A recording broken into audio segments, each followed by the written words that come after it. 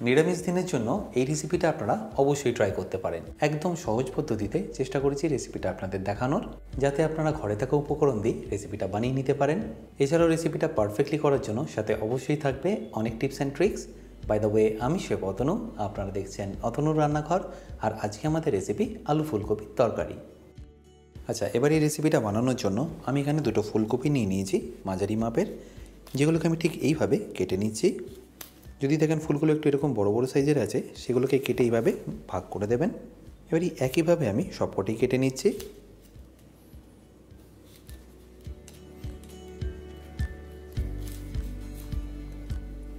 আর এটা কাটার পরে অতি অবশ্যই আপনাদের এটাকে নুন জলে ভিজিয়ে রাখতে হবে। যদি এর মধ্যে কোনো পোকা থাকে তাহলে সেটা বেরিয়ে যাবে। নুনটা আপনারা জলের মধ্যে আগেও মিশিয়ে রাখতে পারেন, বাট আমি এখানে পরে দিয়ে একবার ভালো করে মিশিয়ে নিচ্ছি।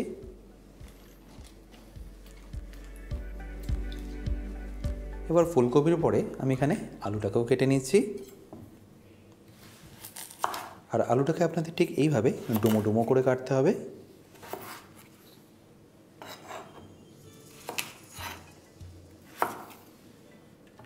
খুব বেশি কিন্তু আমি ছোটও করছি না, আবার খুব বেশি বড়ও করছি না।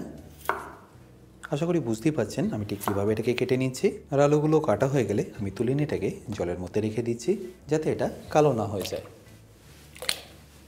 এবার একটা আপনাদের এখানে পেস্ট বানিয়ে নিতে হবে। সেই জন্য এখানে একটা আমি মিক্সি জার নিয়ে নিয়েছি, আর তাতে দিয়ে দিচ্ছি পোস্ত 4 চা চামচ, তারই সাথে 10 থেকে 12টা কাজু বাদাম। এরপরে লাগবে আদা স্লাইস, তারপর ঝালের জন্য কাঁচা লঙ্কা। আপনারা যেরকম ঝাল খেতে পছন্দ করবেন সেই অনুযায়ী এখানে দিয়ে দেবেন। এবার এর মধ্যে আমি অল্প একটু জল অ্যাড করে প্রথমে এটাকে ভালো করে পেস্ট করে নেবো। আর পেস্ট হয়ে গেলে তারপরে এর মধ্যে অ্যাড করে দেবো টমেটো। আপনারা চাইলে টমেটো কিন্তু সেপারেটলিও পেস্ট করে দিতে পারেন, কারণ যদি এর মধ্যে আমি টমেটোটাও দিয়ে দিই তাহলে পোস্তটা ভালো করে পেস্ট হবে না। তাই ভালো করে পেস্ট করে নেওয়ার পরে পোস্তটা, তারপরে আপনারা টমেটোটা দিয়ে দেবেন। এবার পেস্ট করে নেওয়ার পরে দেখুন এটা এখন কতটা ভালোভাবে স্মুথ পেস্ট হয়ে গেছে। এবার এই স্টেজে আমি টমেটোগুলোকে মিশিয়ে দিচ্ছি। আমি এখানে 3টে টমেটো নিয়ে নিয়েছি, কারণ পরে অল্প একটু আমি এখানে দই ব্যবহার করব। এবার এটাকে আমি আবারও ভালো করে পেস্ট করে নিচ্ছি। আচ্ছা, এখানে আমি একটা কড়াইতে সরষের তেল গরম করে নিয়েছি আলু আর ফুলকপিটাকে ভেজে নেওয়ার জন্য। আমি যে পরিমাণটাতে করছি তাতে প্রায় 10 থেকে 12 জনের ইজিলি হয়ে যাবে। আপনারা যদি কম পরিমাণে করতে চান তাহলে এর ইনগ্রিডিয়েন্টসের পরিমাণগুলো একটু কমিয়ে নেবেন। এরপর যখনই দেখবেন তেলটা খুব ভালোভাবে গরম হয়ে গেছে, তখন এখানে কেটে রাখা আলুগুলোকে দিয়ে দিন।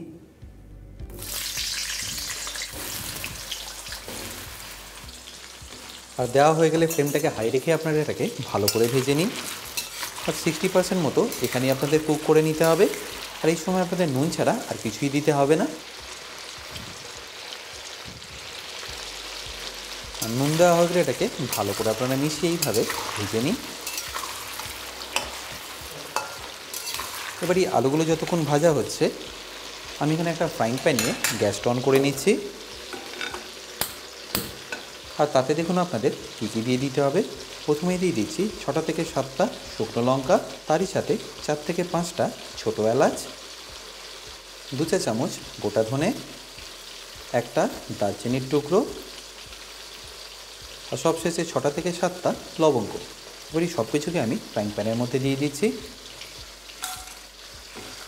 এই ভাজা মশলাটা দেওয়ার কারণে দেখবেন গ্রেভির টেস্টটা একদম চেঞ্জ হয়ে যাবে। আর প্রত্যেকটাই দেখছেন একদম ঘরোয়া মশলাই। আশা করি আপনাদের কোনো রকম অসুবিধা হবে না। আর এটা ভালো করে রোস্ট হয়ে গেলেই তুলে নিয়ে আপনারা ঠান্ডা করে এটাকে পাউডার করে নিন। আর এপাশেও দেখুন আলুগুলো কিন্তু বেশ ভালো করেই ভাজা হচ্ছে। এইভাবেই আমি ভেজে নেবো যতক্ষণ না এটা লাল লাল হয়ে ভাজা হয়ে আসছে। দেখতেই পাচ্ছেন আলুগুলো এখন বেশ ভালো করেই ভাজা হয়ে গেছে। তাই এটাকে তুলে নিয়ে আমি একটা পাত্রের মধ্যে রেখে দিচ্ছি।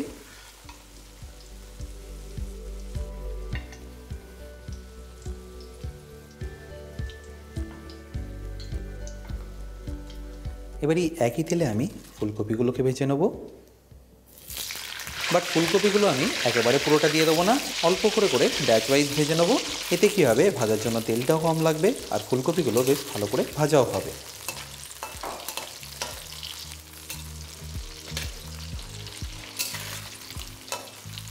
দেখুন কতটা সুন্দর লাল লাল করে ভাজা হয়ে গেছে। এবার এটাকে তুলে নিয়ে প্লেটের মধ্যে রেখে দিচ্ছি। দেখুন কপিগুলো ভাজার পরে তেলটা কিন্তু এখন অনেকটাই রয়ে গেছে। আবার এই একই তেলে আমি বাকি কপিগুলোও ভেজে নিচ্ছি।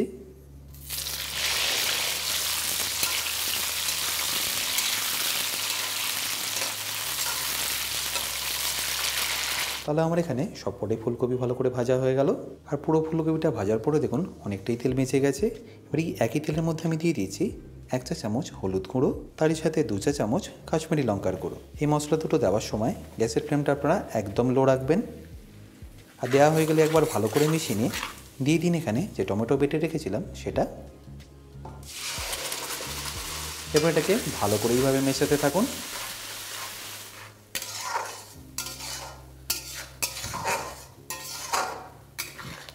একমাত্র তেলেইভাবে মশলাটা দিয়ে দিলে দেখবেন গ্রেভির কালারটা এতটা সুন্দর আসবে।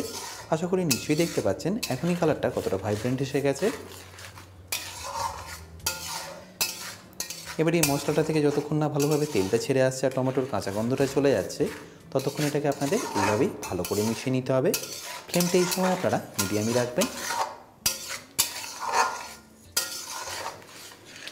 4 থেকে 5 মিনিটের মধ্যেই দেখবেন এর থেকে খুব ভালোভাবে তেলটা ছেড়ে দেবে। তাই একটু ধৈর্য ধরে এটাকে ভালো করে মেশাতে থাকুন। এরপর যখনই দেখবেন এইভাবে ভালো করে তেলটা ছেড়ে দিয়েছে তখন এখানে আপনাদের দিয়ে দিতে হবে স্বাদ মতো নুন, তারই সাথে 4 চা চামচ ফেটিয়ে রাখা টক দই। আর দইটা দেওয়ার পরে একবার ভালো করে মিশিয়ে নিয়ে আপনাদের এইভাবেই ফুটিয়ে নিতে হবে আরও 2 থেকে 3 মিনিটের জন্য। আচ্ছা, এখানে বলে রাখি আপনারা যারা এখনও অতনু রান্নাঘরের কুকিং কোর্সটা নেননি তারা নিয়ে নিতে পারেন আমার নিজস্ব ওয়েবসাইট www.otonurannaghar.com থেকে। সেখানে আপনারা পেয়ে যাবেন প্রায় 60টারও বেশি ভিডিও যেগুলো আপনাদের হেল্প করবে নিত্য প্রয়োজনীয় রান্নাগুলোকে আরও সুস্বাদু করে তোলার জন্য। কোর্সটা যদি আপনারা এখনও না নিয়ে থাকেন লিঙ্ক আমি ডেসক্রিপশানে দিয়ে রেখেছি। তাও যদি কিনতে আপনাদের কোনো রকম অসুবিধা হয় আমার সাথে এই হেল্পলাইনে যোগাযোগ করতে পারেন। গ্রেভিটা যতটা কুক হবে আস্তে আস্তে দেখবেন এইভাবে তেলটা ছাড়া শুরু করবে। দেখতেই পাচ্ছেন ফাইনালি তেলটা একদম ভালোভাবে এখান থেকে ছেড়ে দিয়েছে। টমেটো আর পোস্তর কাঁচা গন্ধটা এখন একদম চলে গেছে। এবার এর মধ্যে আমি অ্যাড করে দেবো আমাদের বানিয়ে রাখা হোমমেড ভাজা মশলা।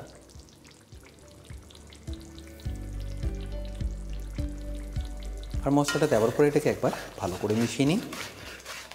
আর ভালো করে মেশানো হয়ে গেলে আমি এখানে দিয়ে দিয়েছি ভেজে রাখা আলু আর ফুলকপিটা।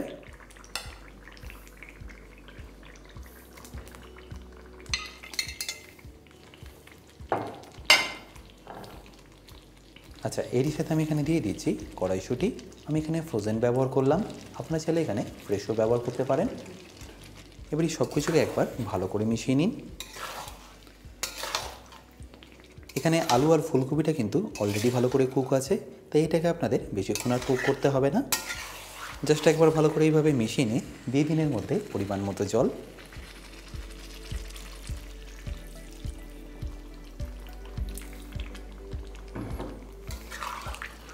আমার কথা মতো একবার এইভাবে বানিয়ে দেখুন।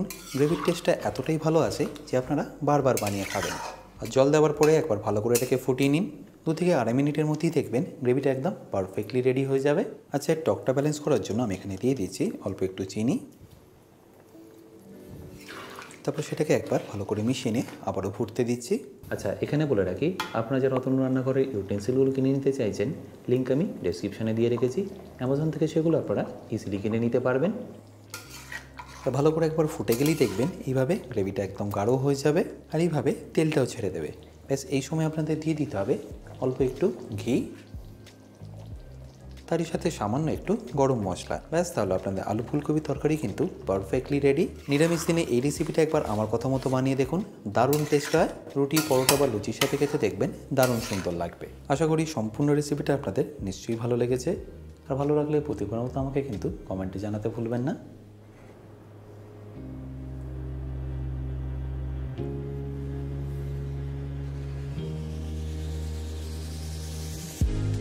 বাই দ্য ওয়ে, আমি শেফ অতনু, আপনারা দেখছিলেন অতনুর রান্নাঘর। দেখা হচ্ছে আপনাদের সাথে একটা নতুন রেসিপি নিয়ে নেক্সট এপিসোডে। ভালো থাকবেন, সুস্থ থাকবেন।